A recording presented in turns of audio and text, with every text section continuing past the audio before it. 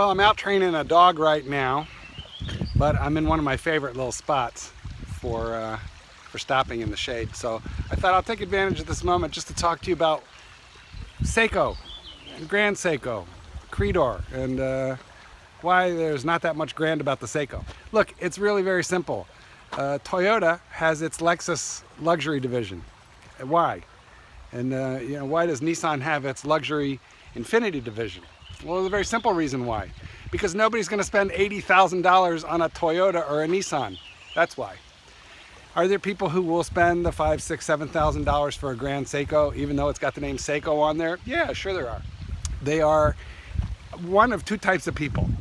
Either they're completely uninitiated who know nothing about horology, or they're people who know a great deal about horology.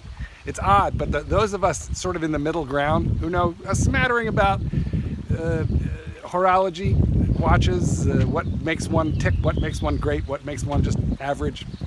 Those of us who know something about that, but we're kind of in the middle, we tend to avoid Seiko, and there's a reason for that. It's not just completely ignorance. Part of it also has to do with snobbery, okay? Am I a bit of a watch snob? Yes, I certainly am.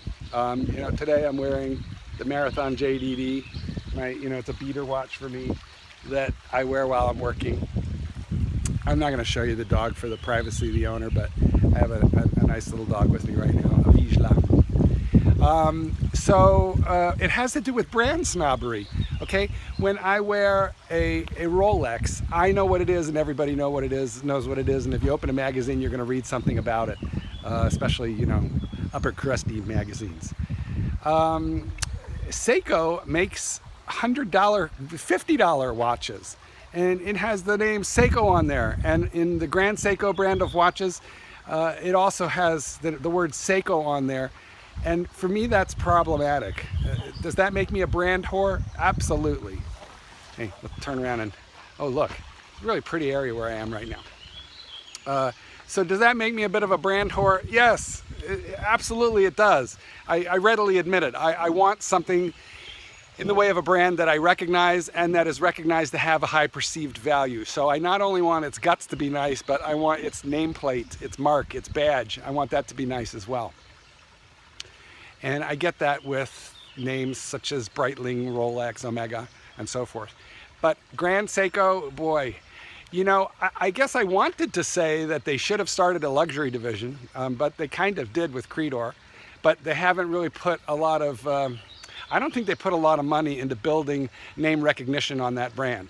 So consequently, only the Illuminati know what it is. And I'm not a member of the Illuminati, and not only that, honest to God, if I'm going to spend $5,000, $10,000, $15,000 on a watch, well, damn it, I want people to know what it is. Is that shallow of me? Abso-frickin-lutely. Yes, it is. But not only is that who I am, but that's the majority of watch buyers. It's the vast majority of luxury watch buyers, which is why so many of us confine our purchases to a handful of really well-known brands. So is Patek Philippe a more prestigious brand than Rolex, for example? Yeah, absolutely, by far. But it's not known by everybody.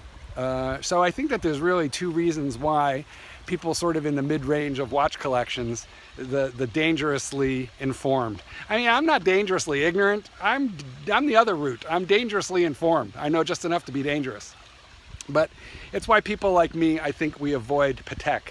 If you're going to wear a Patek, you need to have a really large unit, because what you have to be saying is, this is one of the most magnificent watches made. I know it, and I don't even care if you know it. I spent 30 grand on it, and I don't even care if you know. Whereas, those of us wearing a $7,000, $8,000 Rolex, we want you to know. All right, well, look, this is Mark Goldberg saying, Grand Seiko, you need to start the Lexus division of Seiko. I don't want the name Seiko on a watch. I want something else on there that people recognize as good and valuable.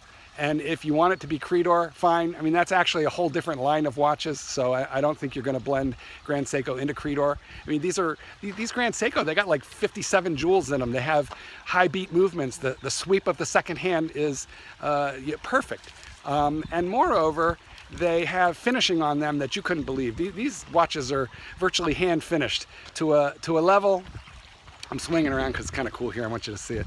To a level which is just, samurai level quality, incredible level quality.